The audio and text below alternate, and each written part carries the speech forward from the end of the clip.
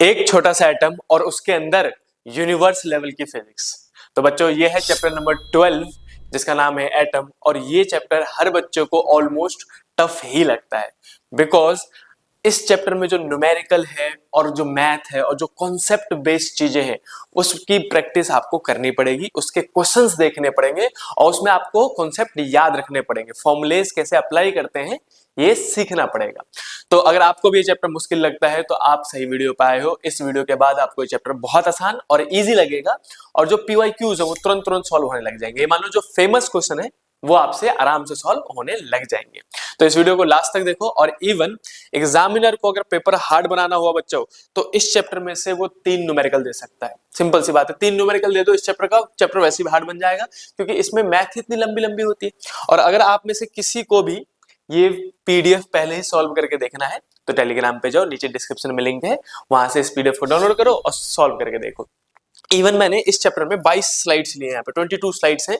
इसमें लास्ट में मैंने आपको होमवर्क्स भी दिए हैं जिसमें कुछ सेल्फ हेल्प क्वेश्चंस जो आप खुद ही करोगे, उसके नीचे मैंने उसके आंसर भी लिख रखे हैं। फॉर एग्जांपल मैं आपको दिखा देता हूँ, जैसे कि अपने पास ये क्वेश्चन है, ठीक, और ये आपका होमवर्क है। होमवर्क में आंसर भी दे रखा है मैंने, क्वेश्चन पढ़ो, आंसर निकाल के देखो, आपका आंसर मैच कर रहा है, वेल एंड गुड, नहीं तो सीखो या फिर कॉन्सेप्ट रिवाइज करो। तो इस टाइप से हम पूरा चैप्टर कवर करने वाले बच्चों एटम। ठीक, आ जाओ सबसे पहले क्वेश्चन से स्टार्ट करते हैं। मैं आपको बीच बीच में इंपॉर्टेंट नोट्स भी लिखवाता रहूंगा और वो सारी ट्रिक्स बताता रहूंगा, ठीक है, पूरा पूरा कॉन्सेप्ट भी बताता रहूंगा। जो कॉन्सेप्ट आपको नहीं आता क्वेश्चन बताऊंगा उसको कॉन्सेप्ट बता दूंगा। देखो भाई, क्वेश्चन नंबर 1 क्या कह रहा है कि an electron with the angular momentum L moving around the nucleus then the magnetic dipole moment कितना होगा। बहुत फेमस क्वेश्चन, बहुत बार पूछा गया है। क्वेश्चन क्या कह रहा है कि न्यूक्लियस के आसपास जो है वो एक इलेक्ट्रॉन घूम रहा है। सिंपल सी बात है ना, घूमता ही रहता है वो तो।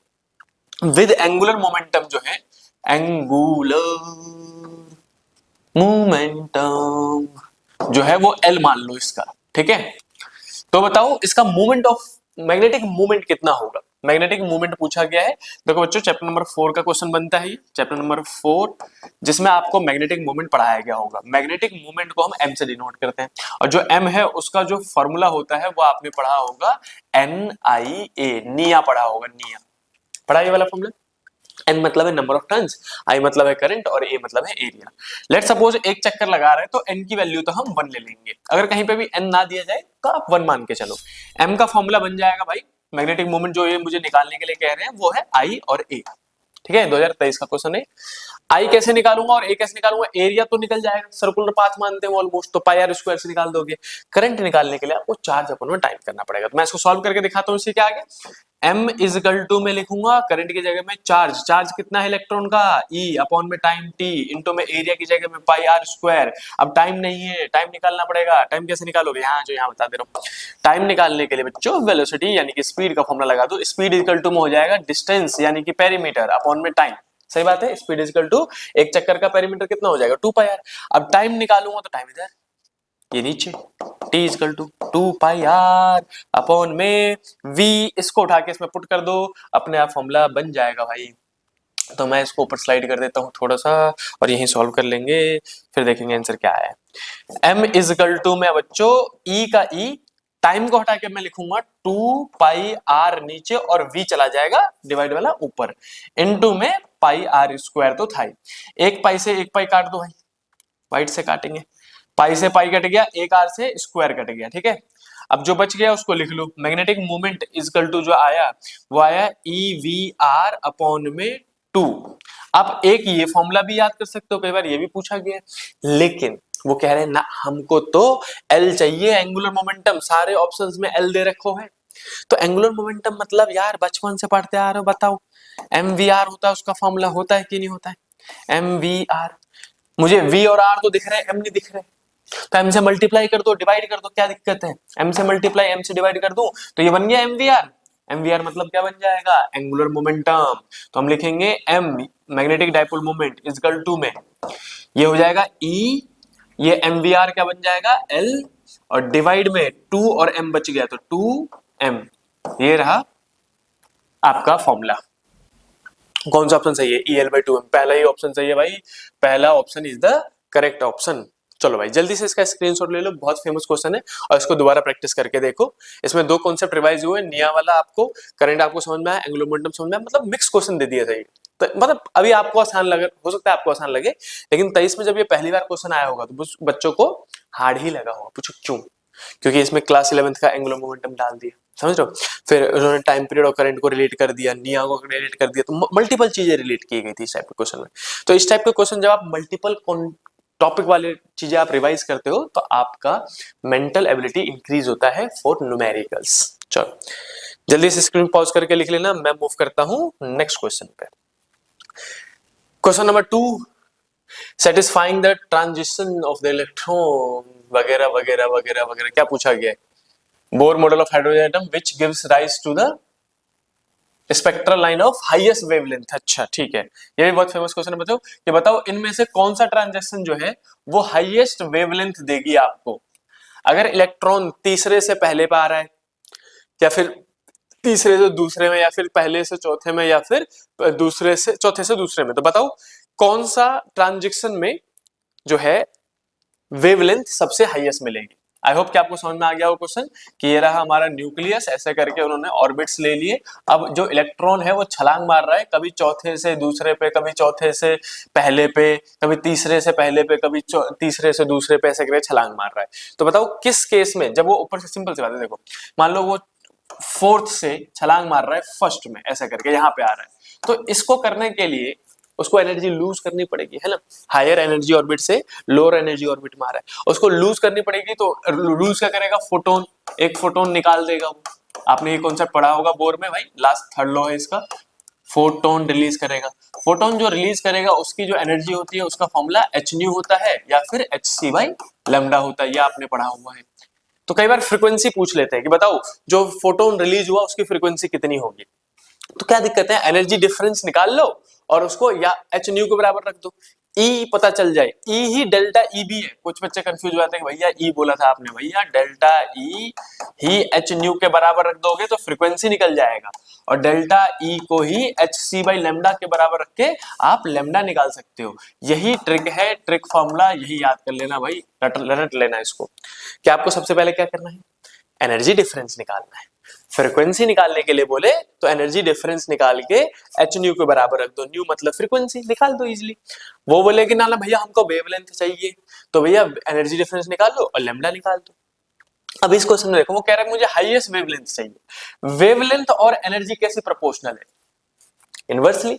तो जिसमें अगर आपको वेवलेंथ हाईएस्ट चाहिए तो एनर्जी मिनिमम होनी चाहिए। एनर्जी अगर कम तो वेवलेंथ हाईएस्ट, है कि नहीं। तो मैं यहाँ पे लिख दूंगा डेल्टा ई जो है वो इनवर्सली प्रोपोर्शनल टू लैम्डा है, मतलब मुझे ये हाईएस्ट चाहिए तो ये एनर्जी मिनिमम होनी चाहिए। सबसे कम एनर्जी आपको क्या लगता है किस में रिलीज हो रही होगी? देखो ये क्वेश्चन तो वैसे बहुत आसान है, अगर एमसीक्यू होता तो इसको बिना सॉल्व किए भी आप आंसर लगा सकते थे। कैसे? कि गैप देख लो, यहाँ पे कितने का गैप है? 2 का गैप आ रहा है भाई, 3 से 1 में जा रहा है वो। यहाँ पे कितने का गैप आ रहा है? 1 का गैप आ रहा है भाई, 3 से 2 में जा रहा है। यहाँ पे कितने का गैप आ रहा है? 4 से 1 में जा रहा है, 3 का गैप है, और 4 से 2 में जा रहा है, फिर से 2 का गैप है। तो सबसे कम गैप जिसमें होगा उसमें एनर्जी सबसे कम होगी, सिंपल सी बात है। अब 2 2 3 है और 1 वाला ही आंसर हो जाएगा, बिना देखे इसको सॉल्व किया जा सकता था। ये था ट्रिक, ये था ट्रिक, कॉन्सेप्ट समझाता हूं मैं अभी। ट्रिक क्या है कि जिस में ट्रांजैक्शन में डेल्टा एम कम होगा उसका एनर्जी भी कम होगा, एनर्जी कम होगी तो वेवलेंथ मैक्सिमम हो जाएगा। तो इसका आंसर तो यही है कि n इक्वल टू 3 to 2 जा रहा हो, उसमें ट्रांजैक्शन बना रहा है, यानी कि उसी में हाईएस्ट वेवलेंथ निकलेगा। लेकिन व्हाट इफ कि कई क्वेश्चन ऐसे भी होते हैं कि दो दे देते हैं भाई साहब, वो जैसे इसमें दिया मैंने आपको n इक्वल टू में 3 to 2 दे दिया मैंने, फिर मैं बोल दूंगा n इक्वल टू 4 to 3 भी जा रहा है, और n इक्वल टू में कुछ और रैंडम दे दिया मैंने, एग्जांपल के लिए 2 to 1 भी जा रहा है। अब इन सब सारे ऑप्शन में है, मान लो इसमें भी कितने का ट्रांजैक्शन दिख रहा है आपको? सिर्फ 1 का गैप है। इसमें भी कितने का गैप है? 1 का गैप है। इसमें भी कितने का गैप है? 1 का गैप है। अब बच्चा फंस जाएगा। अब जिस बच्चे ने ये ट्रिक सीख लिया था वीडियोस में जाके, बहुत सारे टीचर ऐसे करते हैं, वैसे ट्रिक सिखा के बच्चों को कहते हैं लो आंसर निकाल दिया चुटकियों में, विद इन 10 सेकेंड 5 सेकेंड।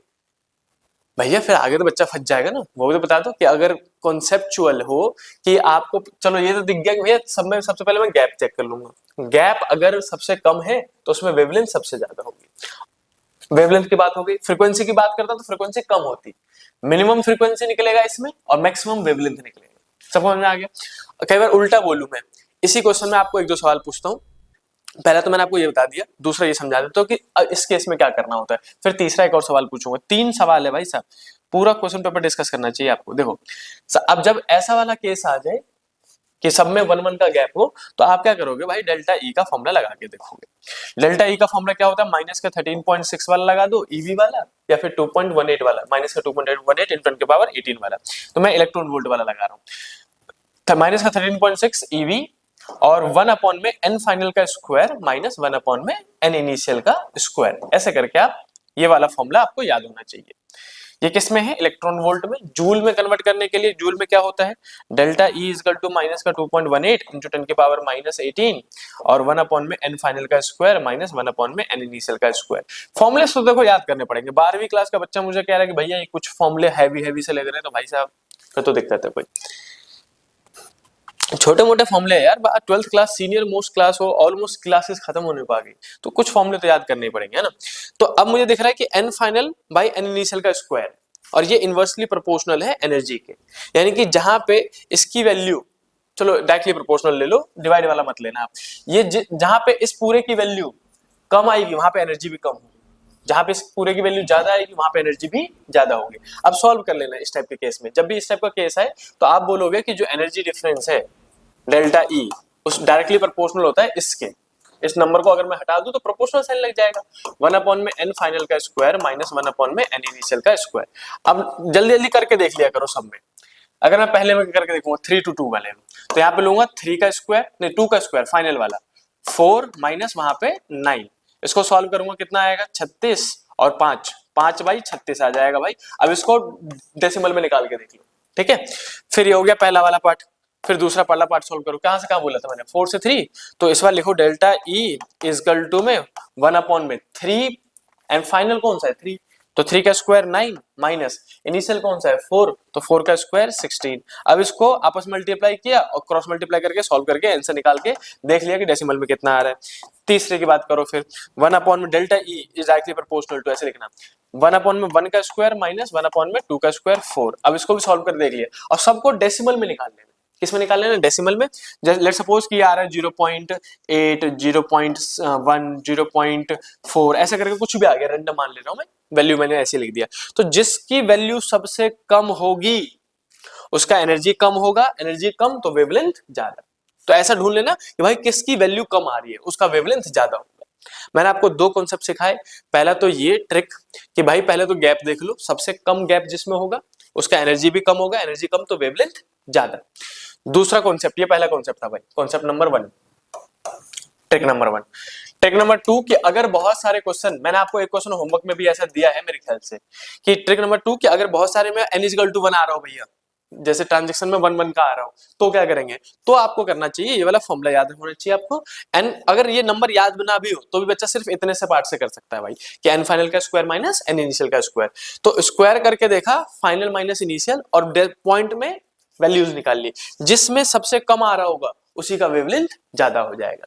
तीसरा सवाल मैं आपसे एक ट्रिकी सवाल इसी में और पूछता हूं और बताता हूं आपको कि कैसे। अब जरूर थोड़ा कि यही क्वेश्चन रिपीट होगा, बताओ यही क्वेश्चन रिपीट होगा, नहीं ना। हाँ, कॉन्सेप्ट यही रिपीट होगा इसी में। जैसे इस साल क्या पूछा गया है, हाईएस्ट वेवलेंथ, अब वो पूछ लेंगे कि हाईएस्ट फ्रीक्वेंसी बताओ, वेवलेंथ मत बताओ, फ्रीक्वेंसी बताओ। अब मैं आपसे पूछ लूं तीसरा कॉन्सेप्ट, ट्रिक नंबर 3 या फिर कॉन्सेप्ट नंबर 3 कह लेना बच्चों इसको, कि अगर आपसे कहा जाए कि हाईएस्ट वेवलेंथ की जगह में हाईएस्ट फ्रीक्वेंसी बताओ, तो क्या करोगे आप। तो देखो फ्रीक्वेंसी वाला फॉर्मूला लगा देंगे भाई ऊपर वाला, कि एनर्जी इज इक्वल टू क्या होता है एच न्यू। अब अगर आपको फ्रीक्वेंसी हाईएस्ट चाहिए तो एनर्जी भी फिर हाईएस्ट होनी चाहिए। एनर्जी हाईएस्ट किस में होगा, जिसमें गैप सबसे ज्यादा होगा। अब उल्टा करते चले जाओ, सबसे ज्यादा गैप किस में है 3, तो n इज इक्वल टू में 4 to 3 वाले में सबसे ज्यादा फ्रीक्वेंसी रिलीज होगी। समझ गए, ऐसा करके याद रखना। तो हम बोलेंगे delta E is equal to में एच न्यू वाला फॉर्मूला लगा दूंगा भैया मैं, और डेल्टा ई जो है वो डायरेक्टली प्रोपोर्शनल टू फ्रीक्वेंसी है। अगर फ्रीक्वेंसी हाईएस्ट चाहिए तो एनर्जी हाईएस्ट होनी चाहिए, एनर्जी हाईएस्ट होनी चाहिए मतलब सबसे बड़ा ट्रांजेक्शन देखो, हाईएस्ट ट्रांजेक्शन देखो, हाईएस्ट ट्रांजेक्शन लिख लो बच्चों, ये कोर कॉन्सेप्ट है ट्रांजेक्शन। और यही सब चीजें आपको नीट जे में भी रिपीट होगी। तो जो बच्चा अभी सही से पढ़ लेगा एटम को, उसको आगे भी बड़ा हेल्प होगा। ट्रांजेक्शन, ठीक है, हाईएस्ट ट्रांजेक्शन देखेंगे और फ्रीक्वेंसी में, और मैं यहाँ पे लिख रहा हूँ वेवलेंथ का, हाईएस्ट वेवलेंथ, हाईएस्ट वेवलेंथ के लिए, हाईएस्ट वेवलेंथ के लिए क्या कर देखोगे, लोएस्ट ट्रांजैक्शन, सबसे कम ट्रांजैक्शन कहां पे हो रहा है, लोएस्ट ट्रांजैक्शन, ट्रांजैक्शन, ठीक है। लोएस्ट ट्रांजैक्शन मतलब हाईएस्ट वेवलेंथ, और हाईएस्ट ट्रांजैक्शन मतलब हाईएस्ट फ्रीक्वेंसी। इतना सा मेन कोर कॉन्सेप्ट था। इस वीडियो को यहीं रोको और इसको लिख लो, बहुत इंपॉर्टेंट पार्ट है बच्चों। अगर आप ये मिस करते रहो ना तो ये चैप्टर कभी हाथ में नहीं आएगा, और अगर ये चैप्टर डूबा तो ये मान लो फिजिक्स में आप वैसे भी 6-7 नंबर तो डुबा चुके हो भाई। तो अगर किसी बच्चे ने ये पूरा वीडियो देख लिया और ये सारे कॉन्सेप्ट लिख लिए, तो उसका सबसे हार्डेस्ट चैप्टर जो कि एटम माना जाता है, एटम और न्यूक्लियस सब बहुत हार्डेस्ट चैप्टर में से एक होता है, उसका वो चैप्टर क्लियर हो जाएगा जो बच्चों को समझ में ही नहीं आता भाई। सोचो, तो वैसे ही बहुत सारे बच्चों से आप आगे हो जाओगे। जल्दी से लिख लो इसको, वीडियो को यहीं पॉज कर लो और लिख लो इसको, और हम उसके बाद मूव करेंगे नेक्स्ट क्वेश्चन पे। वीडियो पॉज कर लेना भाई, मैं मूव करता रहा हूँ। क्वेश्चन नंबर 3, फिर से जितने भी क्वेश्चन मैं आपको कराऊंगा उसके टॉपिक्स लिखवाता रहूंगा। जैसे मैंने आपको इसमें 3 कॉन्सेप्ट लिखवाए, 1 2 3, वैसे ही हर एक क्वेश्चन में जो जो इंपॉर्टेंट पार्ट है जिसमें और ऑल्टरनेट क्वेश्चन पूछे जा सकते हैं या फिर पूछे गए अलग अलग साल में, वो मैं बताता रहूंगा आपको।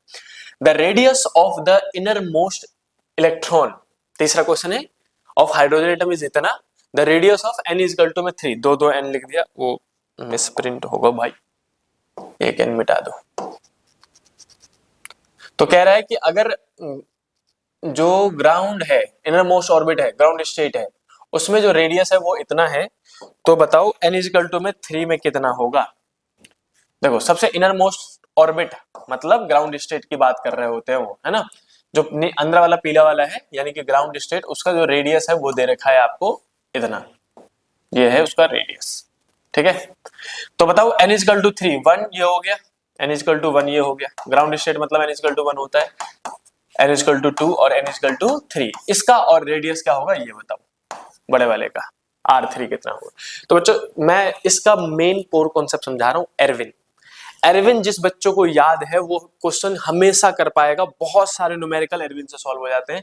तो मैं आपको एरविन का कॉन्सेप्ट समझाता हूँ, बहुत फेमस कॉन्सेप्ट है, बहुत ज्यादा ही फेमस।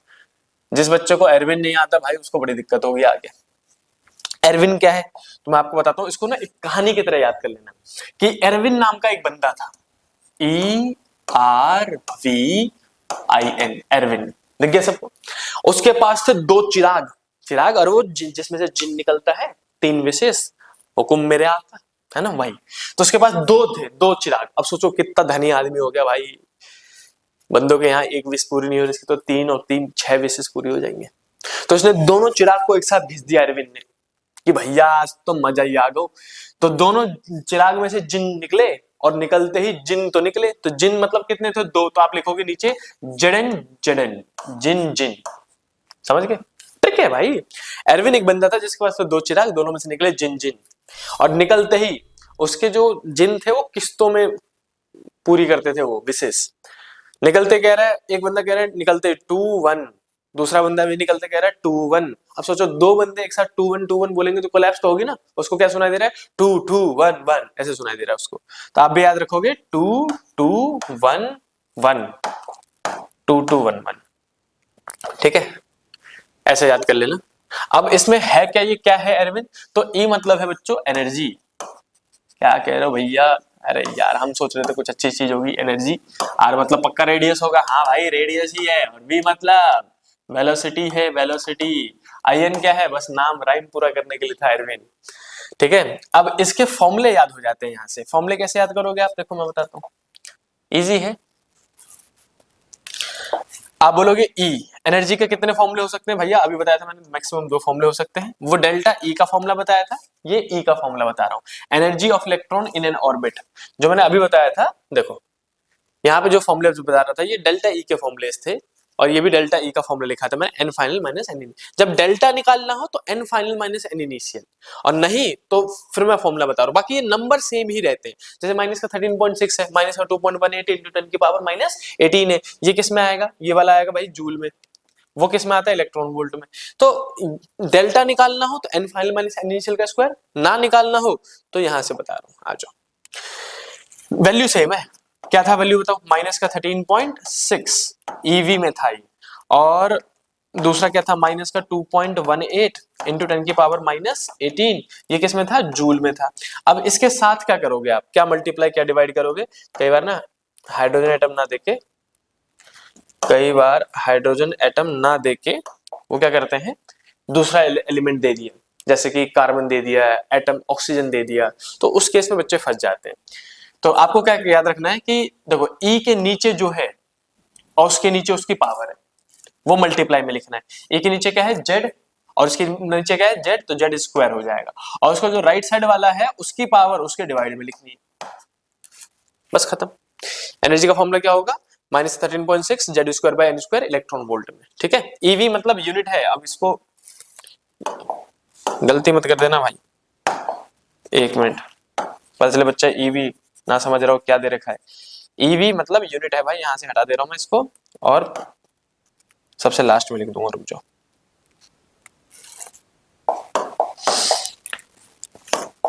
ईवी था अपना यूनिट, तो आप मैं यहाँ पे मल्टीप्लाई लिख दे रहा हूँ। मल्टीप्लाई किस में आएगा, ये इलेक्ट्रॉन वोल्ट में, ये हमारा एनर्जी होगा। इसी में सेम चीज में भी एनर्जी का फॉर्मूला है जूल में है, तो Z square by n square. बच्चों को ये तो याद रहता है कि नीचे में एन स्क्वायर है एनर्जी में, लेकिन वो भूल जाते हैं कि भाई अगर कोई दूसरा एलिमेंट दे दे तो क्या करोगे, तो जेड मतलब एटॉमिक नंबर, उसका मल्टीप्लाई करना पड़ेगा। जैसे कार्बन का एटॉमिक नंबर कितना होता है, 6, तो 6 का स्क्वायर हो जाएगा, कार्बन दे दिया तो, समझ गए। वैसे इसलिए ये फॉर्मूला, एरविन का formula is the best formula. आपको पता है ना, बोर के फॉर्मूले जो थे वो सिर्फ हाइड्रोजन एटम के लिए एप्लीकेबल थे, तो बाकी के फॉर्मूले बाकी एलिमेंट्स के लिए क्या खोज ही नहीं हुए भाई, बाद में खोज हुए। वो है अरविंद का ट्रिक याद करने के लिए। बोर का फॉर्मूला सारे सही थे, लेकिन वो उसकी लिमिटेशन क्या थी कि it was only applicable for hydrogen and hydrogen like species. तो बाद में उन्हीं फॉर्मूले को मॉडिफाई करके एरविन का फॉर्मूला बनाया गया था, जो कि सदाबहार फॉर्मूला है, हमेशा सही आएगा। और आपको लग रहा है उसमें फॉर्मूला नहीं है, तो भाई इसी पे न्यूमेरिकल आते हैं बहुत सारे। चलो ये तो हो गया किसका, एनर्जी का। उसके नीचे आ जाओ अब रेडियस का फॉर्मूला। रेडियस में जो नंबर है, देखो ये सारे इनिशियल नंबर बच्चों याद करने पड़ेंगे, इसका कोई ट्रिक ब्रेक नहीं है, ना ही ये कभी गिवन होगा। माइनस का 13.6 आपको याद होना चाहिए, माइनस का 2.18 इंटू 10 की पावर माइनस 18 याद होना चाहिए। जैसे रेडियस में आता है 0.529 इंटू 10 की पावर माइनस 10, ये आपको याद होना चाहिए। वेलोसिटी में आता है 2.18 इंटू 10 की पावर 6, ये आपको याद होना चाहिए। ये वैल्यूज तो याद करनी पड़ेगी, बाकी पावर ट्रिक से हो जाएगा। जैसे रेडियस, रेडियस के नीचे क्या है, एन और उसका स्क्वायर, तो मल्टीप्लाई में जाएगा, और राइट वाले चीज डिवाइड में जाती है, जेड की पावर 1, तो यहाँ पे आ जाएगा एन स्क्वायर बाई जेड, और ये हो गया अपना मीटर में आ गया। ये रेडियस का फॉर्मूला निकल गया।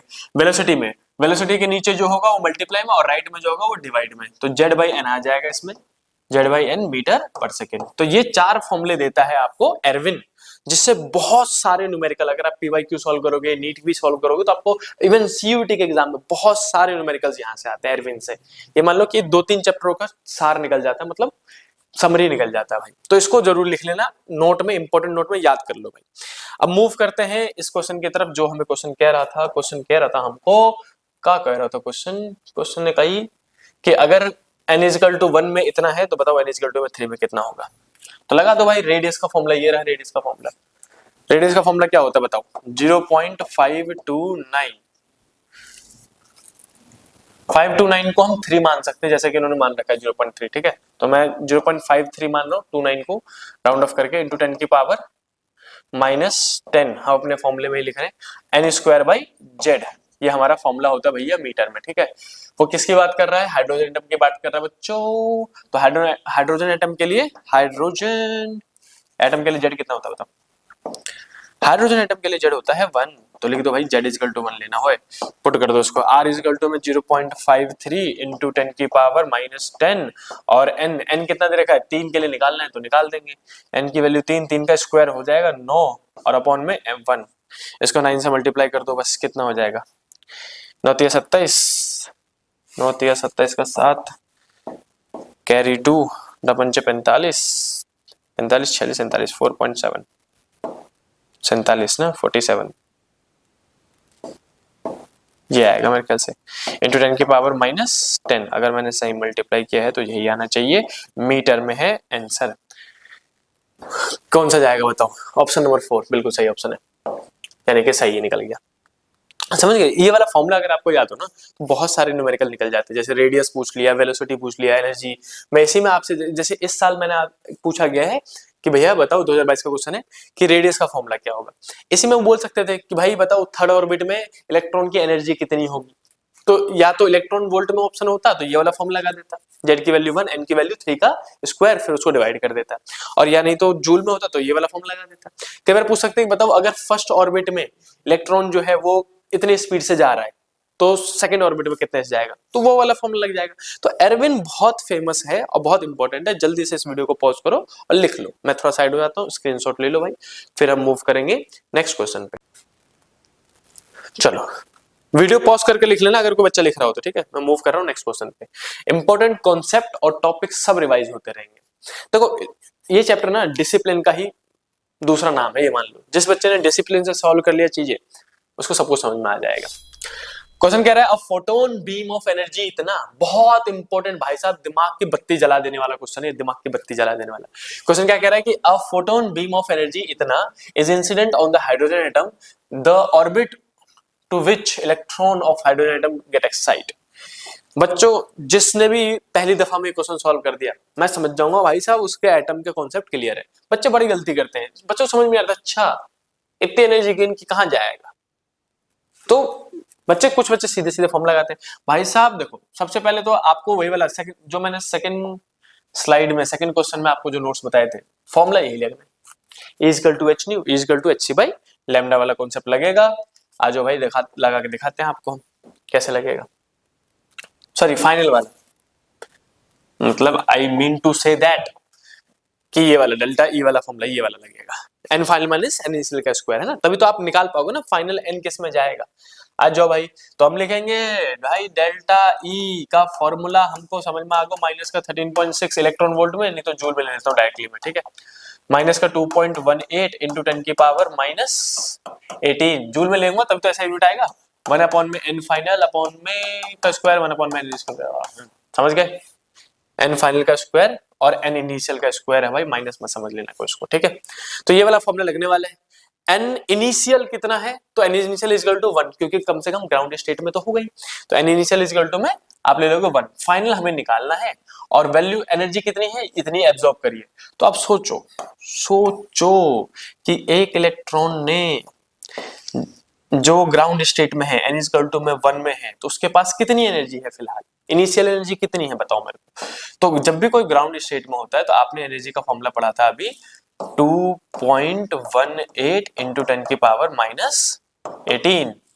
एरविन वाला फॉर्मूला याद करो, देखो 2.18 इंटू 10 की पावर माइनस 18, जेड की जगह में 1 ले लूंगा और एन की जगह में भी 1 ले लूंगा, फर्स्ट स्टेट है ना भाई, तो जेड भी 1 क्योंकि हाइड्रोजन है और एन भी 1 क्योंकि फर्स्ट स्टेट में, तो ये 1 1 तो 1 ही हो जाएगा, तो इनडायरेक्टली इतनी एनर्जी ही है उसके पास। तो हम लिखेंगे भैया जेड की जगह में 1, एन की जगह में 1 का स्क्वायर, तो इनिशियल एनर्जी जो है वो आ गया माइनस का 2.18 इंटू 10 की पावर माइनस 18। अब लेकिन ये देख इसमें रखा इलेक्ट्रॉन वोल्ट में, ओहो ईवी वाला फॉर्मूला ले लो भाई, ये वाला मत लो, एनर्जी दे रखी है ना ईवी में, तो ईवी वाला ले लो। माइनस का 13.6 ईवी, बात तो वही रहेगी एन स्क्वायर 1 स्क्वायर। तो इनिशियल एनर्जी उसके पास इतनी थी पहले से ही। अब आपने उसको एक फोटोन दे दिया, ये रहा फोटोन, इसने ये एब्जॉर्ब कर लिया फोटोन को, ठीक है। अगर उस बच्चों इसने फोटोन को एब्जॉर्ब किया तो फाइनल एनर्जी कितनी हो गई होगी, तो ई फाइनल निकालो। ई फाइनल कैसे निकालोगे, ई फाइनल निकालोगे कि ई इनिशियल में फोटोन की एनर्जी जोड़ दो, फोटोन एनर्जी है ना, पहली वाली कितनी थी और प्लस में फोटोन में कितनी मिली, वो फाइनल एनर्जी हो जाएगी। तो ई फोटोन जोड़ दिया, फोटोन एनर्जी ऐसे करके लिख दे रहा हूं मैं। तो E फाइनल इक्वल टू में ये कितना था, माइनस का 13.6 प्लस में इसका कितना आया प्लस का 12.1, तो इसको अगर मैं जोड़ जाड़ दूं तो कितना बचेगा मुझे बताओ, जल्दी से बताओ। 6 में से 1 गया तो भाई 5 बचेगा, और यहाँ पे कितना 1 बचेगा ना, तो माइनस का 1.5 EV, इतनी एनर्जी उसकी फाइनल एनर्जी है। अगर फाइनल एनर्जी इतनी है तो फाइनल स्टेट कौन सी होगी, या तो वो निकाल दो या फिर डेल्टा ई निकाल के ये लगा दो। तो मैं लिख सकता हूं भाई साहब सीधे सीधे एरविन वाले फॉर्मूले से कि ई फाइनल का ही फॉर्मूला माइनस का 13.6 Z square by n square होता है ईवी में। ये भी लगा सकते हैं हम, और या नहीं तो आप डेल्टा ई निकाल के ये वाला फॉर्मूला भी लगा सकते हो, माइनस का 13.6 वाला ले लेना। तो अब ये मुझे दिख रहा है ये बहुत लेंथी हो जाएगा, इसलिए मैं इसको अब यूज नहीं करूंगा, मेरा आंसर यहीं से निकल जाएगा भाई। ई फाइनल कितना था, माइनस का 1.5 इजकल टू में माइनस का 13.6 इजकल टू में जेड की वैल्यू तो 1 ही लूंगा क्योंकि हाइड्रोजन एटम है, और एन हमको निकालना है इस बार फाइनल वाला, है ना। एन फाइनल आपको निकालना पड़ेगा, एन इनिशियल तो 1 लेना था आपको। अब माइनस से देखो माइनस कट जाएगा, ये जाएगा डिवाइड में, या फिर एन स्क्वायर को इधर ले जाओ, उसको डिवाइड में ले आओ, तो एन फाइनल का स्क्वायर इक्वल टू में 13.6 अपॉन में 1.5। इसको अगर मैं डिवाइड करूं तो कितने से कट जाएगा बताओ मेरे को, 15 90 135, 9 जा कट जाएगा भाई, 15 9 जा 135 होता है ना, तो 9 जा अप्रोक्स 9 जा काटेंगे, डेसिमल वाली चीजें नहीं लेंगे क्योंकि हमें एग्जैक्ट वैल्यू निकाल के देनी है। तो एन फाइनल का जो स्क्वायर है, स्क्वायर हटाओगे तो रूट लग जाएगा, तो एन फाइनल आ जाएगा 3, एन फाइनल आ जाएगा बच्चों 3, यानी कि थर्ड ऑर्बिट में वो चला जाएगा। समझ गए, इन्हीं फॉर्मूलों को घुमा फिरा के देखना है कि कौन सा फॉर्मूला लगना है।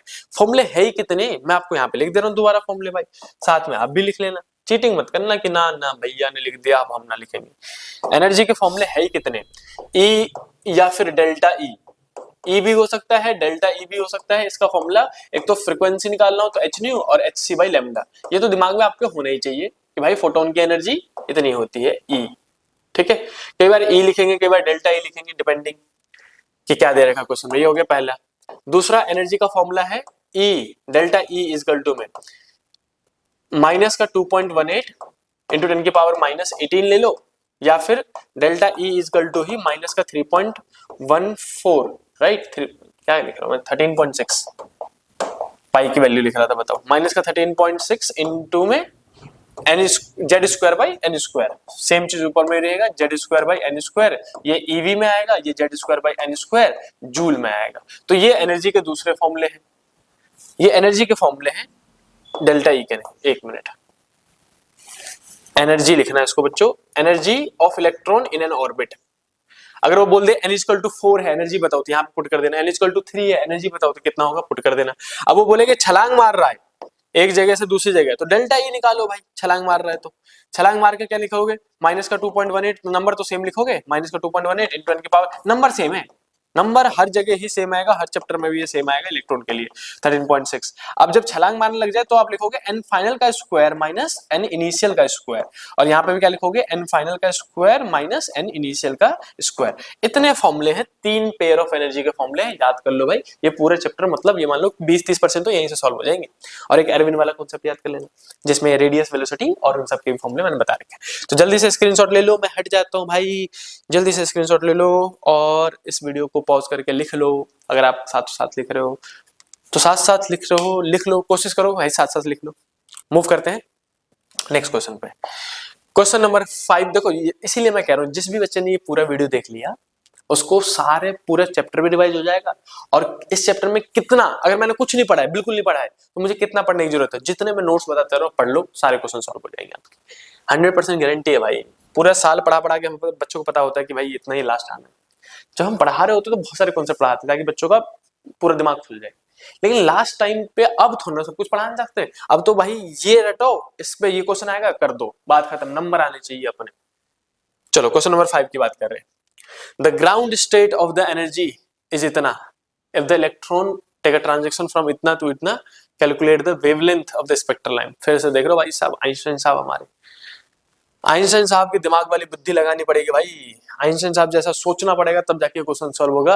अगेन उसी टॉपिक पे है जो अभी अभी हमने सॉल्व किया, इसी टॉपिक पे घुमा फिरा के क्वेश्चन है कि भाई अगर वो क्वेश्चन कह रहे देखो कि ग्राउंड स्टेट में यानी कि n इक्वल टू 1 में उसकी एनर्जी इतनी है, इतनी ही होती है n इक्वल टू 1 में, क्योंकि एनर्जी का फॉर्मूला माइनस के 13.6 इंटू में Z square by n square formula होता है ईवी में।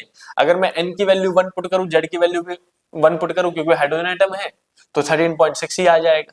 तो ग्राउंड स्टेट में यानी कि n इक्वल टू 1 में जो एनर्जी होती है बच्चा, वो तो रटी जाना चाहिए आपको, दैट इज माइनस का 13.6 ईवी, जो कि वो क्वेश्चन में कह भी रहा है। ठीक है भाई, समझ में आ गया। अब वो क्वेश्चन पलट दिया, ये सिर्फ गुमराह करने के लिए था, ये लाइन किसी को मतलब का है नहीं है, लाइन किसी मतलब का नहीं है। लाइन क्वेश्चन कह रहा है कि if an electron take a transition from energy level इतना से इतना गया हो, उसकी इनिशियल एनर्जी कितनी है माइनस का 1.5 और फाइनल एनर्जी कितनी है माइनस का 3.4। तो कैलकुलेट द वेवलेंथ, फिर वेवलेंथ बताओ कितनी होगी of the spectral line and name the spectral series. ये भी बताओ कि स्पेक्ट्रल सीरीज कौन सा भाई साहब। तो मैंने कहा ना आइंस्टाइन साहब की बुद्धि लगानी पड़ेगी। ये था बच्चों गुमराह करने के लिए, तो इसका कोई मतलब ना है। अब आपको समझ में आना चाहिए कि इनिशियल एनर्जी दे रखी है, ये था गुमराह करने के लिए।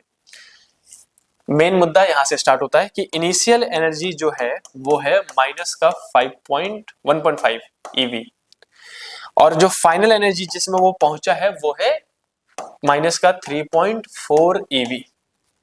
ठीक है, कैलकुलेट द वेवलेंथ। पहले तो कह रहा है वेवलेंथ निकालो, पहले इतना पार्ट सॉल्व कर लेते हैं, वेवलेंथ निकाल देते हैं। भाई वेवलेंथ निकालने के लिए मैंने अभी बताया था कि एनर्जी का फॉर्मूला ये वाला लगा दो, डेल्टा ई निकालो और एच सी बाई लेमडा लगा देना।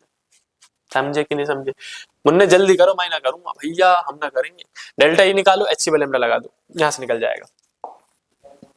तो मैं यहां लिख दे रहा हूं, पार्ट 1 सॉल्व करने के लिए क्या करोगे, डेल्टा ई निकालो। कैसे निकालोगे, ई फाइनल माइनस ई इनिशियल करके निकाल लो भाई, और फिर डेल्टा ई जो निकले उसको h c by lambda put करके लेमडा निकाल देना। एच की वैल्यू कितनी लोगे, तो एच की वैल्यू ले लेना भाई 6.6 इंटू 10 की पावर माइनस 34 और सी की वैल्यू तो पता ही होगी, लाइट की स्पीड होती है 3 इंटू 10 की पावर 8 मीटर पर सेकेंड, ये जूल पर सेकेंड होता है। तो ये दोनों वैल्यू पुट करना एच सी में और डेल्टा ई यहां से निकाल के डेल्टा ई माइनस कर देना, प्लस माइनस को मतलब प्लस को प्लस माइनस को माइनस लेना भाई और लेमडा निकालो। आई होप कि आपको समझ में आ गया होगा। जल्दी से लेमडा निकाल के कमेंट करो, कमेंट। लेट्स सी कितने बच्चे सही निकाल देते हैं भाई। और मैथ की प्रैक्टिस करने से ही मैथ आती है भाई, मैथ समझने से मैथ नहीं आती, मैथ प्रैक्टिस करने से मैथ आती है। तो डू प्रैक्टिस, ठीक है। और उसके बाद फिर वो कह रहा है name the series of hydrogen atom which it belong, कि किस सीरीज से बिलोंग कर रहा है, लाइमन सीरीज से, बाल्मर सीरीज से, किस सीरीज से, यानी कि n इक्वल टू कितना है वो निकालो। तो पहले लैम्डा निकाल लो भाई, लैम्डा निकालने के बाद पहुंच जाना लाइमन बाल्मर पास्टन वाले फॉर्मूले में, ठीक है। मैं आपको याद दिला दे रहा हूं, 1 बाई लैम्डा इक्वल टू में आर एच यानी कि रिडबर्ग कांस्टेंट 1 अपॉन में n का स्क्वायर। समझ गए कहां से कहां कह रहा है वो। जैसे लाइमन में अगर मैं यहाँ पे लिखता हूँ सबसे पहले लाइमन में क्या होता है 1 अपॉन में 1 का स्क्वायर माइनस 1 अपॉन में n का स्क्वायर। या फिर अगर मैं बाल्मर लिखता, समझ गए ना सबके सब। मैं आई होप कि आपको ये फॉर्मूले याद आ गए होंगे। बस लाइमन के बाद बाल्मर आता है, 1 अपॉन लैम्डा का फॉर्मूला आएगा रिडबर्ग कांस्टेंट 1 अपॉन में 2 का स्क्वायर माइनस 1 अपॉन में n का स्क्वायर, ऐसे करके। ये सारे जो वेवलेंथ वाले फॉर्मूले थे, तो उसमें पुट करके आपको n निकाल के देखना पड़ेगा किसका n मैच कर रहा है भाई साहब। मैं तो सबसे सिंपल ट्रिक बताऊं, लैम्डा निकालना, लैम्डा निकालने के बाद रिडबर्ग कांस्टेंट और n स्क्वायर ले लेना, 1 2 3 मत लेना, n निकाल के देख लेना किस में आ रहा है। n अगर इक्वल टू 1 आ रहा हो तो भाई लाइमन बता देना, n इक्वल टू 2 आ रहा हो तो बाल्मर बता देना, लाइमन बाल्मर पास्टन, ऐसे करके चलता रहता है। तो जल्दी से क्वेश्चन मैं नहीं करूंगा, आप खुद ही करो, आइंस्टाइन वाला दिमाग लगाओ, कैलकुलेटर उठा लो, फुल छूट दे रहा हूँ इस क्वेश्चन के लिए, और n से निकाल के कमेंट करो। ले लो भाई, जिसको स्क्रीनशॉट चाहिए जल्दी से स्क्रीनशॉट ले लो, n से निकालो। फिर हम मूव करेंगे नेक्स्ट क्वेश्चन पे, जो कि है अपना क्वेश्चन नंबर 6। क्वेश्चन नंबर 6 बच्चों, फिर से एक इंपॉर्टेंट नोट देने वाला हूं इस क्वेश्चन में। ये अपने पास हो गया, ठीक है। ये था एनर्जी के क्वेश्चन अभी तक जो हमने करे, ठीक। अब आएगा बच्चों क्वेश्चन नंबर 6। क्वेश्चन नंबर 6 क्या कह रहा है कि शॉर्टेस्ट वेवलेंथ, तो दो ही चीज पूछी जाती है, तो शॉर्टेस्ट वेवलेंथ बताओ या फिर लॉन्गेस्ट वेवलेंथ बताओ।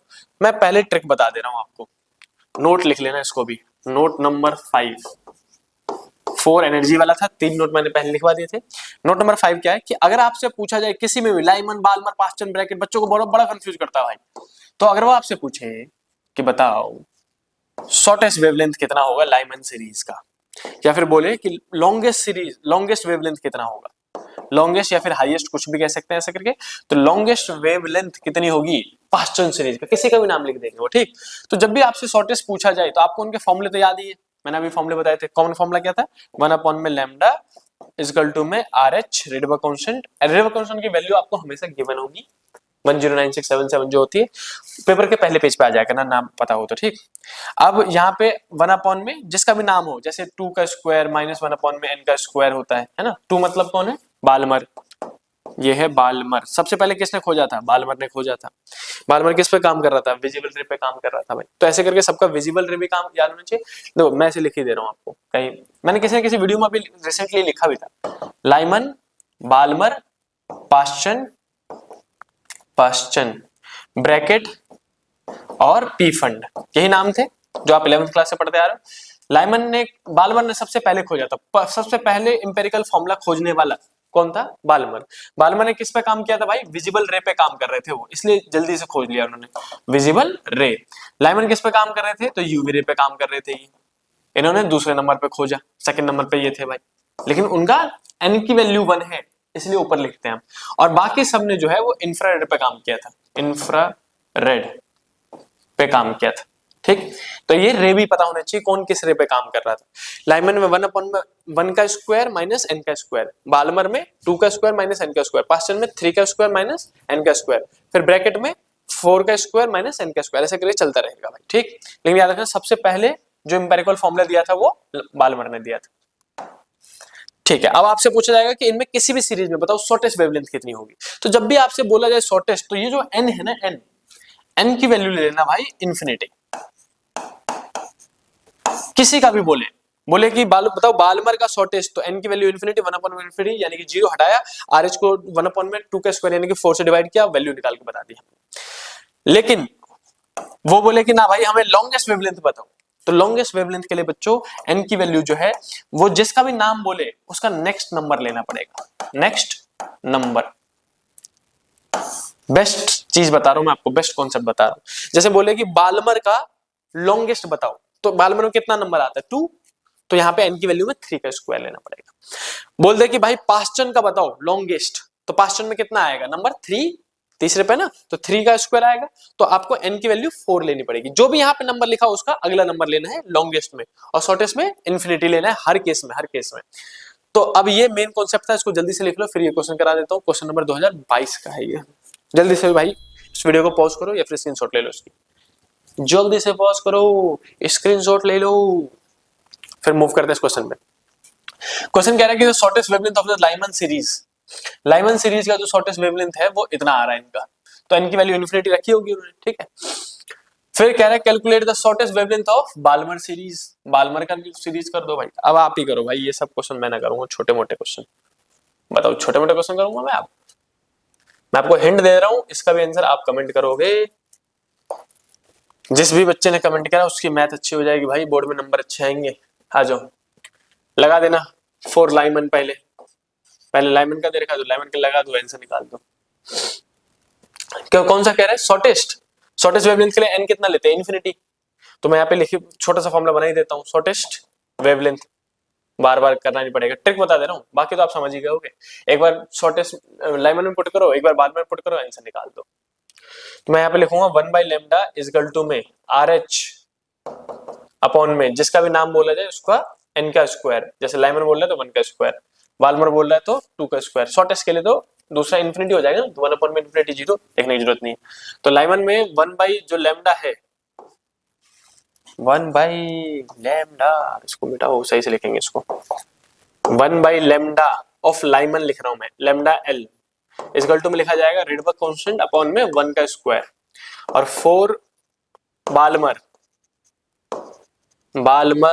तो 1 अपॉन में लैम्डा B लिख रहा हूं मैं बाल्मर के लिए, इक्वल टू में रिडबर्ग कांस्टेंट, और बाल्मर में किसका स्क्वायर होता है? 2 का स्क्वायर, तो n तो इन्फिनिटी रखोगे, है ना, शॉर्टेस्ट पूछा गया तो n की वैल्यू इन्फिनिटी, 1 अपॉन में इन्फिनिटी कितना होता है? 0, तो 0 लिखने की जरूरत नहीं है, 2 का स्क्वायर 4, तो यहाँ पे 4 आ जाएगा। फिर इसको डिवाइड कर दो, आंसर निकल जाएगा। क्वेश्चन 1 को क्वेश्चन 2 से डिवाइड कर दो भाई, नया क्वेश्चन बना लो, फिर कटिस पिटिस करके आंसर निकाल देना। तो मुझे बाल्मर ऊपर चाहिए तो मैं इसको इससे डिवाइड कर दूंगा, 1/λ लाइमन अपॉन में 1/λ बाल्मर इक्वल टू में RH अपॉन में 1, और यहाँ पे आएगा RH अपॉन में 4। ठीक है, ऐसे कर दो भाई, पास वाला पास में और दूर वाला दूर में, पास वाला पास में, दूर वाला दूर में, रेसिप्रोकल करना आता है, जैसे आता है आपको वैसे कर लेना, आपकी इच्छा है, जैसी गणित आपके हाथ में बैठी हो वैसे सॉल्व कर लेना भाई।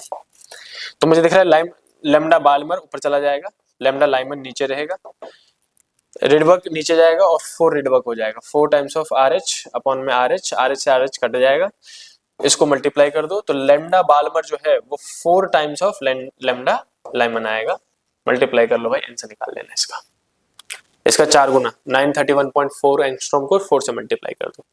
आई होप कि इस टाइप के भी कॉन्सेप्ट आपको आते हैं, जल्दी से लिख लो, समझ लो, अब तो आ गए हैं, अब आप अगली बार क्वेश्चन कर दोगे। मूव करते हैं नेक्स्ट क्वेश्चन पे दिमाग की बत्ती खोल देने वाला क्वेश्चन है बच्चों, बहुत इजी क्वेश्चन और फिर से एक नया नोट। देखो जितने मैं नोट्स बता रहा हूँ वो सारे मतलब पूरे चैप्टर है, मान लो इससे ज्यादा नोट्स, जितने नोट्स मैंने इस वीडियो में करवाए वो सारे नोट्स इसको इंपॉर्टेंट एक पेज के एक ही साइड में लिख लेना ताकि बार बार रिवाइज करते रहो, समझ गए। तो ये था नोट नंबर कौन सा 5। अब नोट नंबर 6 बताता हूँ ट्रिकी सवाल के लिए। जैसे ये अब क्वेश्चन कह रहा है कि बताओ कि अगर किसी हाइड्रोजन एटम में the energy of the hydrogen atom is इतना, अगर टोटल एनर्जी इतनी है, अगर सिर्फ एनर्जी बोले ना इसका मतलब वो बात कर रहा है टोटल एनर्जी की, टोटल एनर्जी की बात कर रहा है भाई वो, ठीक है। तो energy of hydrogen atom is इतना, हाइड्रोजन एटम में जो एनर्जी है वो इतनी है, तो बताओ उसमें इलेक्ट्रॉन की काइनेटिक एनर्जी कितनी होगी, पोटेंशियल एनर्जी कितनी होगी। तो जब भी आपसे इस टाइप का क्वेश्चन पूछा जाए तो एक छोटा सा फॉर्मूला है यार, ये तो रटा भी होगा, आपको कॉपी में लिखवाया गया होगा टीचर के द्वारा, कि जो काइनेटिक एनर्जी होता है, सॉरी टोटल एनर्जी से स्टार्ट करते हैं, जो टोटल एनर्जी होता है E, वो नेगेटिव का काइनेटिक एनर्जी होता है और वही पोटेंशियल एनर्जी का हाफ भी होता है। ऐसे करके आप ये फॉर्मूला आपने लिखा भी होगा, कई बार फॉर्मूला पढ़ा होगा, इसी फॉर्मूले से निकल जाएगा। भाई टोटल एनर्जी जो है वो कितनी दे रखी है उन्होंने, माइनस का 1.51 eV, ठीक है। तो काइनेटिक एनर्जी कैसे निकालेंगे, काइनेटिक एनर्जी निकालना हो तो काइनेटिक एनर्जी का माइनस इधर भेज दो, तो हम लिखेंगे काइनेटिक एनर्जी जो है वो माइनस का टोटल एनर्जी हो जाता है, तो इसमें माइनस लगा दो, यानी कि काइनेटिक एनर्जी में माइनस माइनस क्या हो जाएगा प्लस, तो 1.51 eV प्लस का ये हो जाएगा काइनेटिक एनर्जी आंसर। फिर कह रहा है पोटेंशियल एनर्जी निकाल दो, तो आपको पता है कि काइनेटिक और पोटेंशियल में क्या रिलेशन है, तो मैं इसको और लास्ट वाले को उठा रहा हूं डायरेक्टली। मुझे पता है टोटल एनर्जी इक्वल टू में U/2 होता है, U निकालना है तो ये जाएगा मल्टीप्लाई में twice of total energy, twice of total energy, U equal to में 2 इंटू में टोटल एनर्जी कितना था माइनस का 1.51, तो इसको मल्टीप्लाई कर दूंगा तो कितना हो जाएगा ये 2, 5 दूनी 10 का 0, हासिल 1 2 3, 3.01 माइनस का साइन रहेगा EV। और वैसे भी याद रखना भाई इलेक्ट्रॉन के केस में, किसके केस में, इलेक्ट्रॉन के केस में, इलेक्ट्रॉन के केस में टोटल एनर्जी हमेशा नेगेटिव रहेगी, पोटेंशियल एनर्जी हमेशा नेगेटिव रहेगी और काइनेटिक एनर्जी हमेशा पॉजिटिव रहेगी। आप वैसे भी ये रट सकते हो, बाकी मैंने रिलेशन आपको बता दिया। इजी से क्वेश्चन था, ये फॉर्मूला आपने पढ़ा भी होगा, जल्दी से स्क्रीनशॉट ले लो, फिर हम मूव करेंगे नेक्स्ट क्वेश्चन पे। नेक्स्ट क्वेश्चन पे क्वेश्चन नंबर 8, बहुत इंपॉर्टेंट और ऐसा क्वेश्चन जो बच्चा सोचता ही रह जाएगा क्या करना है क्या नहीं, गुमराह हो जाएगा बच्चा भाई। क्वेश्चन कह रहा है define distance of closest approach, पहले तो डेफिनेशन थियोरेटिकल क्वेश्चन आ गया, 3 नंबर में क्वेश्चन है ये।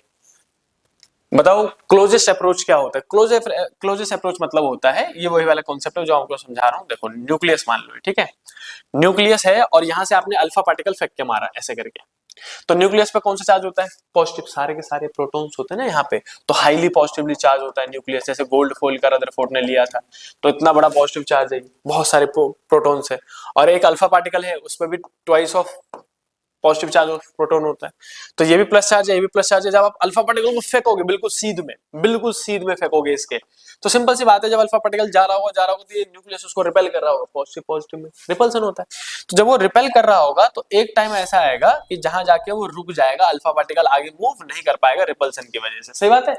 तो बताओ पास मतलब न्यूक्लियस को टच करते करते कितनी दूरी पे जाकर रुक गया, कितना पास तक न्यूक्लियस के पहुंचा, इस डिस्टेंस को हम कहते हैं distance of closest approach, distance of closest approach. देखो भाई मैं एक चीज बता रहा हूं आपको लिखते लिखते, तबीयत का क्या ध्यान रखना है, इन दिनों कॉमन कोल्ड होने के चांसेस बहुत ज्यादा है, मुझे खुद हो गया है लगता है। अब क्या होता है ना, मैं अलग अलग जगह जा रहा होता हूँ बच्चों को पढ़ाने के लिए, अलग अलग बैचेस में होते हैं हम, तो एक बच्चे को हुआ, फिर उससे दूसरे को हुआ, फिर उससे टीचर को हो गया, तो हमारा तो हर साल ही है, किसी न किसी बैच में किसी न किसी बच्चे को कहीं ना कहीं से हो जाता है, फिर वो हमें भी हो जाता है। आप कोशिश करना भाई कॉमन कोल्ड या फिर जंक फूड इन दोनों बिल्कुल मत खाना।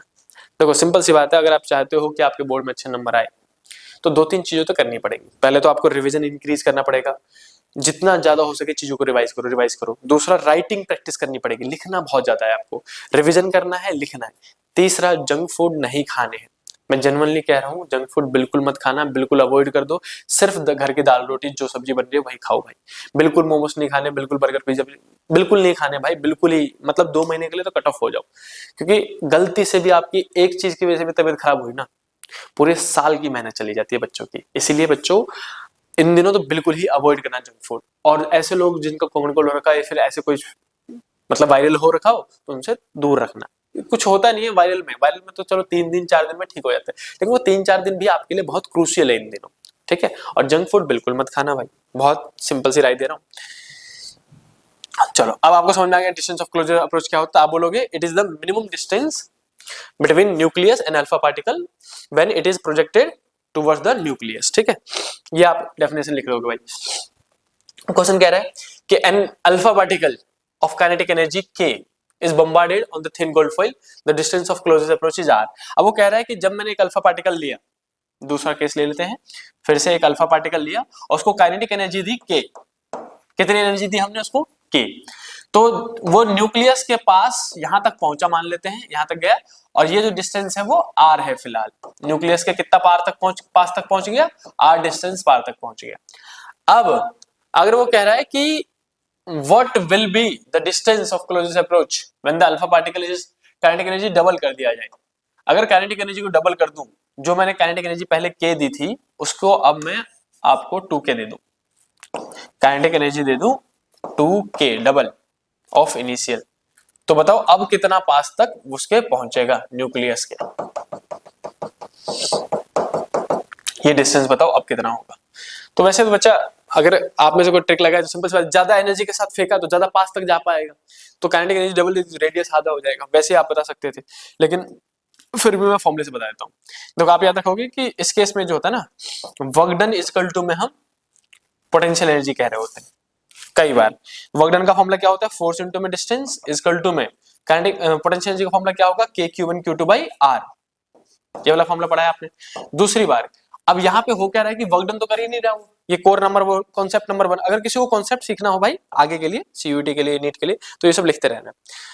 और दूसरा कॉन्सेप्ट क्या है इस क्वेश्चन के लिए कि इसमें हमने दिया क्या? Kinetic energy.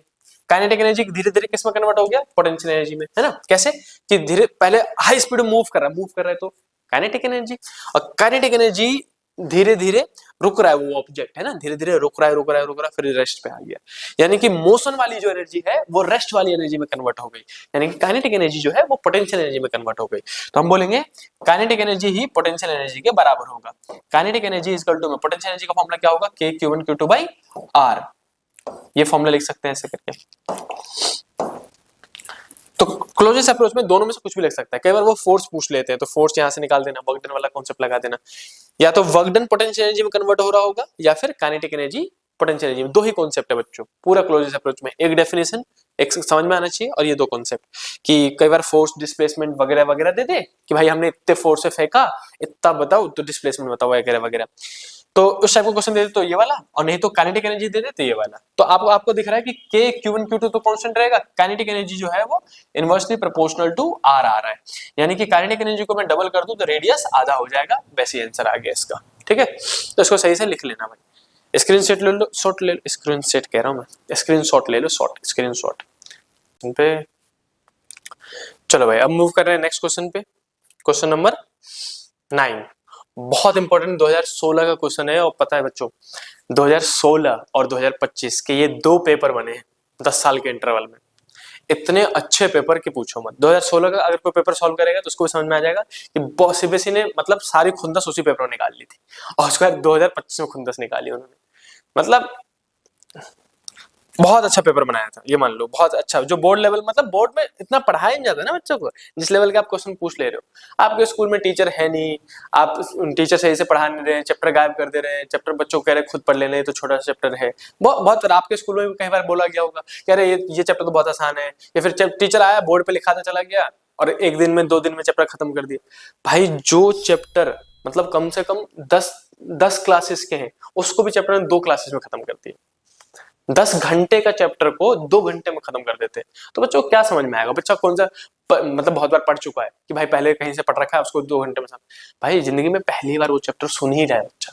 आप उसके बेसिक टर्म्स नहीं बता रहे हो, आप इंपॉर्टेंट चीजें नहीं बता रहे हो, उसमें फॉर्मूले को सही से एक्सप्लेन नहीं कर रहे हो, पहले मान के बैठे हो कि बच्चों को सब कुछ आना चाहिए, और उसके बाद पेपर आप इतना अच्छा बना देते हो कि मतलब आउट ऑफ सिलेबस क्वेश्चन दे देते हो, नीट जेईई के क्वेश्चन दे देते हो। तो ये लॉजिकल नहीं होता। और ये 2 साल हुआ था, 2 साल 2025 में भी हुआ है, 2016 में भी हुआ है। तो ये वही 2016 का क्वेश्चन है।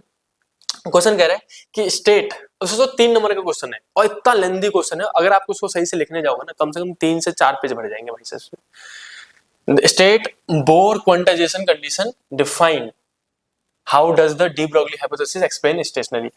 मैं इसका कॉन्टेक्स्ट देता रहूंगा आपको। ए वाला पार्ट वो कह रहा है कि बताओ बोर क्वांटाइजेशन और जो डी ब्रोगली का वेवलेंथ का हाइपोथेसिस है वो दोनों एक दूसरे को कैसे सपोर्ट करते हैं ये बताओ। बोर का जो ऑर्बिट वाला कॉन्सेप्ट था और डी ब्रोगली का जो वेव वाला कॉन्सेप्ट था वो एक दूसरे को सपोर्ट करते हैं, हाउ एक्सप्लेन करो। तो आप बोलोगे कि according to Bohr postulate, according to, मैं इसका आंसर लिख लिख के बता रहा हूं शॉर्ट फॉर्म में, आप थोड़ा सा वर्डिंग और बढ़ा देना, ठीक। अकॉर्डिंग टू बोर पोस्टुलेट, हमें पता है कि सेकंड पोस्टुलेट के तहत उसने कहा था कि जो इलेक्ट्रॉन घूमते हैं, सिंपल सी बात है, अगर कोई इलेक्ट्रॉन जो है न्यूक्लियस के आसपास घूम रहा है सर्कुलर ऑर्बिट में, तो देखो इलेक्ट्रॉन भी बड़ा भाई साहब डिसिप्लिन वाला आदमी है, मैंने कही थी ना, ये हर ऑर्बिट में नहीं, जिस मर्जी सर्कल में नहीं घूम पाता, जिस सर्किट में अलाउड होता है उसी में घूमता है ऐसे करके, बिल्कुल भाई आवारा नहीं इलेक्ट्रॉन, ठीक। तो जिस जिस ऑर्बिट में उसको अलाउंस होती है उसी ऑर्बिट में घूमता है। किस किस ऑर्बिट में अलाउंस होगी, तो उसके लिए बोर ने बताया था कि जिसका एंगुलर मोमेंटम h अपॉन में 2 पाई का मल्टीपल होगा, और फॉर्मूला दिया था NH अपॉन में 2 पाई, ये फॉर्मूला बोर ने दिया था, ठीक है। यानी कि जिस ऑर्बिट का एंगुलर मोमेंटम h अपॉन में 2 पाई का मल्टीपल होगा, NH अपॉन में नहीं, h अपॉन में 2 पाई का, h अपॉन में 2 पाई का 1 टाइम हो, h अपॉन में 2 का 2 टाइम्स हो, 3 टाइम्स हो, 4 टाइम्स हो, तो n लिख दिया हमने 1 2 3 की जगह में। तो ये बोर ने कही थी। और अब मूव करते हैं दूसरा किस पे, डी ब्रोगली पे। According to de Broglie, de Broglie, de Broglie किस बात पे लड़ रहे थे कि भाई लेमडा जो होगा, अगर कोई इलेक्ट्रॉन या कोई चार्ज पार्टिकल फेंक के मारोगे तो वो वेव बन जाएगा, और वेव बन जाएगा तो जो वेवलेंथ होगी वो h अपॉन में p के बराबर होगा, या फिर h अपॉन में mv भी लिख सकते हैं, आपको तो पता है, ये p को हटा के क्या लिख सकते हैं हम, mv। तो ये डी ब्रोगली ने कहा था, इसको क्वेश्चन 1 कह दो, इसको क्वेश्चन 2 कह दो, ऐसे करके। अब डी ब्रोगली ने जब ये बात कही कि जब भी कोई चार्ज पार्टिकल फेंका जाएगा वो वेव बन जाएगा, तो लोगों ने पहले बहुत मजाक उड़ाया, आपको टीचर ने बताया होगा, लोग कह रहे अच्छा पागल हो गया ये लड़का, मतलब पार्टिकल फेंक के मारूंगा तो वेव बन जाएगा, तो कहते ले पत्थर फेंक के मारियो बनी वेव, जरा हम भी देखें, पत्थर भी तो पार्टिकल है, मजाक उड़ा देते भाई। बाद में वही बात सच भी हुई। किसने सच की थी, डेविसन एंड जर्मर के एक एक्सपेरिमेंट ने। डेविसन एंड जर्मर जो है वो इलेक्ट्रॉन गन बना रहे थे, उस एक्सपेरिमेंट में डी ब्रोगली को सपोर्ट मिला, डी ब्रोगली का एक्सपेरिमेंटल प्रूफ मिल गया कि वहां पे जब वो इलेक्ट्रॉन को बम्बार्ड करते थे हाई स्पीड पे तो वो वेव बन जाती थी, और उस चीज का प्रूफ हुआ, बाद में डी ब्रोगली सही साबित हो गया। अब जब हमें बाद में पता चला कि अच्छा डी ब्रोगली सही कह रहा था, तो जो न्यूक्लियस के आसपास इलेक्ट्रॉन घूमता है ना हाई स्पीड में, तो वो सर्कुलर पाथ में नहीं घूमता, वो वेव के फॉर्म में घूम रहा होता है, ऐसे करके, जैसे इलेक्ट्रॉन ले लो, इलेक्ट्रॉन लिया हमने, तो ऐसे करके वेव के फॉर्म में घूम रहा होगा, ऐसे करके, समझे, सर्कुलर पाथ में वेव बन जाता है वो। अब वेव बन जाएगा तो सिंपल सी बात है, दो क्रस्ट के बीच की दूरी को क्या कहते हैं, वेवलेंथ। ऐसे ये भी क्या कहलाएगा, दो क्रस्ट के बीच की दूरी वेवलेंथ। ऐसे कितने वेवलेंथ बनेंगे, बहुत सारे, हमें नहीं पता तो हम बोल देते हैं n वेवलेंथ बनेंगे। कितने वेवलेंथ बनेंगे ऐसे, n। तो जो पूरा पेरीमीटर है 2 पाई r वो किसके बराबर होगा, ऐसे ही n लैम्डा के बराबर होगा, है ना, n टाइम्स ऑफ लैम्डा। एक ये क्वेश्चन याद रखनी है। तो जब भी आपको इस वाले का आंसर देना है कि बताओ बोर पोस्टुलेट और डी ब्रोगली हाइपोथेसिस कैसे एक दूसरे को सपोर्ट करते हैं स्टेशनरी ऑर्बिट के लिए, तो आपको ये 3 फॉर्मूले आपके दिमाग में आ जाने चाहिए भाई, कि बोर ने कहा था L equal to NH upon में 2 पाई, और इसने डी ब्रोगली ने कहा था lambda equal to H upon में P, और 2 पाई R इक्वल टू में n लैम्डा होता है, क्योंकि वो n वेव बना रहा होता है। अब इसी वाले में डी ब्रोगली को पुट करके ये वाला प्रूफ कर दो, बहुत सिंपल से बता रहा हूं कि 2 को उठाओ 3 में पुट करो, जिसकी वजह से 1 निकल जाएगा और प्रूफ हो जाएगा। बहुत सिंपल, क्या करेंगे हम, 3 में 2 को पुट कर देंगे, 2 को पुट किया तो क्या निकल जाएगा 1, तो हम बोलेंगे प्रूफ हो गया, है ना, इसने इसको सपोर्ट कर दिया। वो करते हैं कैसे आएगा ये, चलो भाई 2 का 2, पाई का पाई, r का r, n का n, लैम्डा की जगह में h अपॉन में mv लिख दो, है ना। तो लैम्डा की जगह में h अपॉन में mv, h अपॉन में mv लिख दिया। अब एक काम करो भाई, mv को इधर लेके चले जाओ और 2 पाई को नीचे ले आओ, तो mv, r तो था ही, r यही रहेगा, nh और 2 पाई चला जाएगा नीचे, NH अपॉन में 2 पाई। MVR क्या होता है बताओ? MVR किसका फॉर्मूला है? ये MVR होता है एंगुलर मोमेंटम। हो गया लो प्रूफ। सिंपल सी बात थी इसमें। अब ये लिख देंगे हम कि भाई ये तो एंगुलर मोमेंटम L के बराबर होता है। L किसके बराबर आ गया? NH अपॉन में 2 पाई के। किसने कही थी? बोर ने कही थी। देखो बोर का फॉर्मूला प्रूव हो गया। हो गया। तो ये था A का आंसर। ठीक, कि कैसे डी ब्रोगली हाइपोथेसिस एक्सप्लेन करता है बोर पोस्टुलेट को। फिर इसमें दूसरा पार्ट भी है क्वेश्चन को। मैं इसको स्क्रीनशॉट ले लो भाई जल्दी से, ताकि मैं इसको आगे पीछे कर सकूं। सॉरी। अब मैं इसको जूम करके आपको दूसरा पार्ट पढ़ाता हूँ क्वेश्चन का।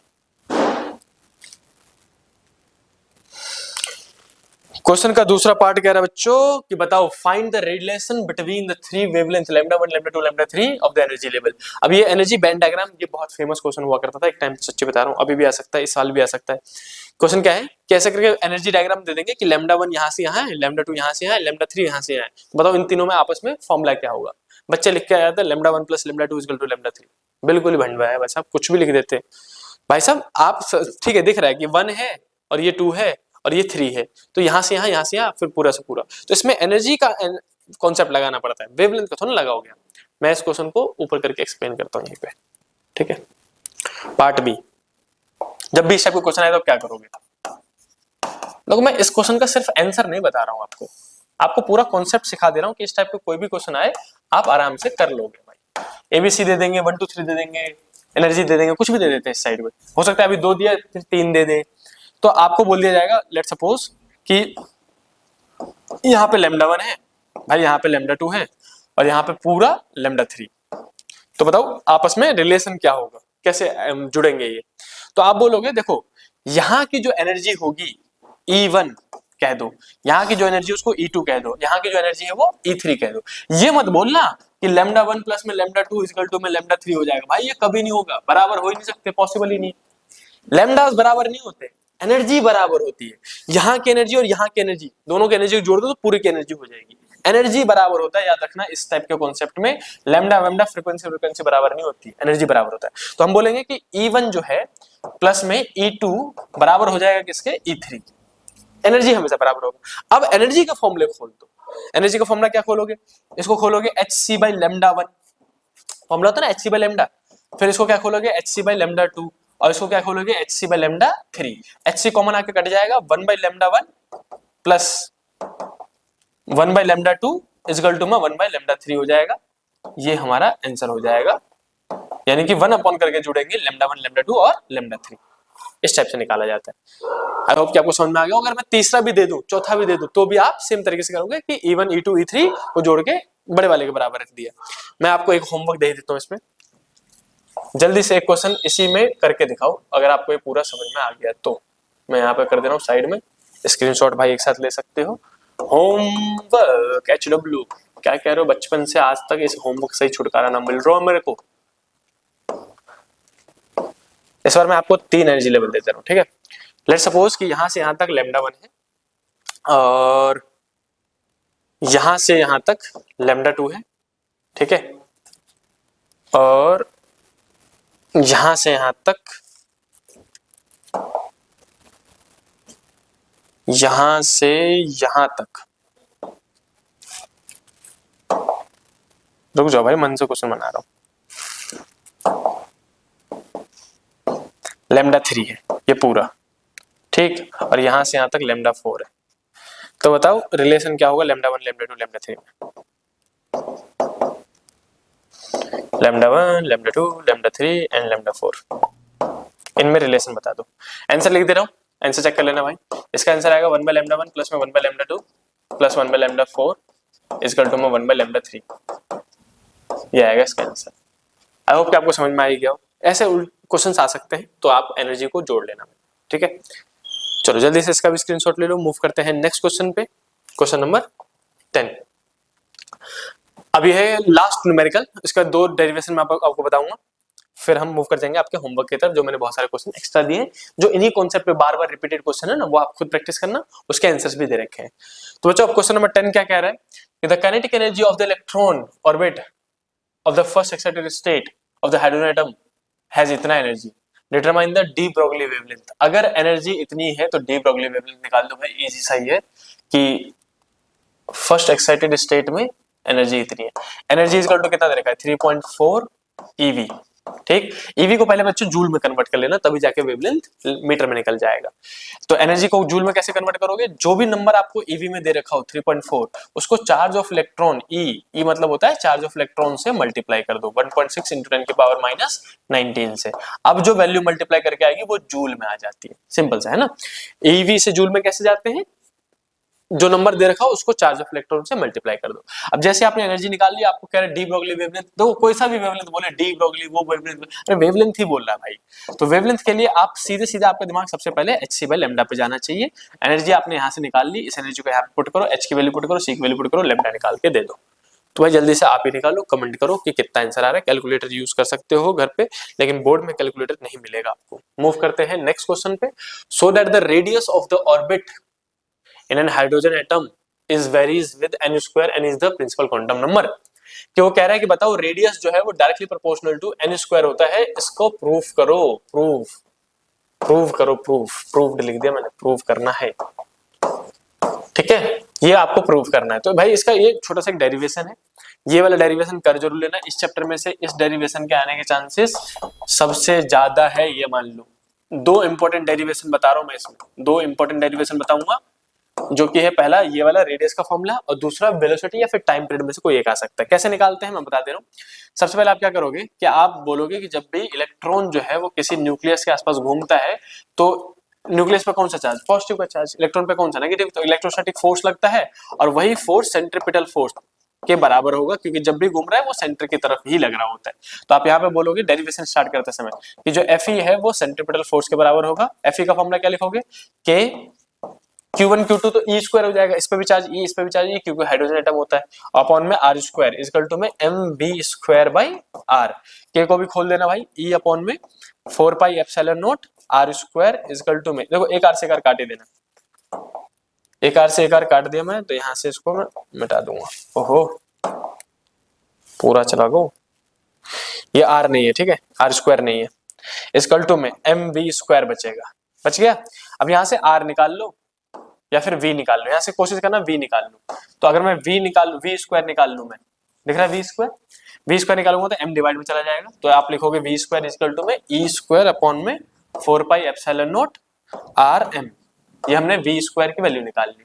फिर आपको जाना पड़ेगा बच्चों काइनेटिक एनर्जी के फॉर्मूले पे, या फिर एक काम करो, काइनेटिक एनर्जी फॉर्मूले पे क्या जाओगे आप, सीधे सीधे बोर के सेकंड पोस्टुलेट पे चले जाओ, जल्दी से डेरिवेशन हो जाएगा। तो इसका डेरिवेशन करने के लिए हमें ये प्रूफ करना है, ओहो हमें ये प्रूफ करना है। और आप डेरिवेशन स्टार्ट कहां से करते हो, इस पार्ट से, ठीक है।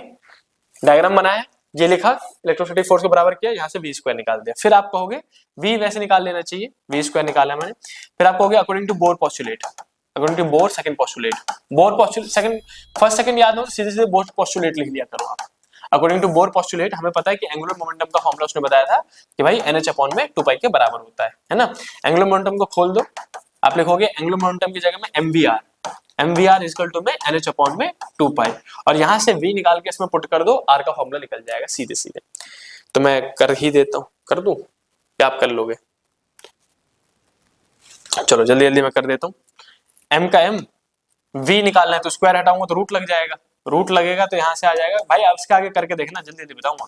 रूट का पाई m, देखो स्क्वायर हटाऊंगा तो E² में से E बाहर निकल जाएगा, लेकिन ये पूरा रूट में आ जाएगा, 4πε0 Rm इनटू में R इक्वल टू में NH अपॉन में 2π। अब मुझे R निकालना है, R दो जगह पे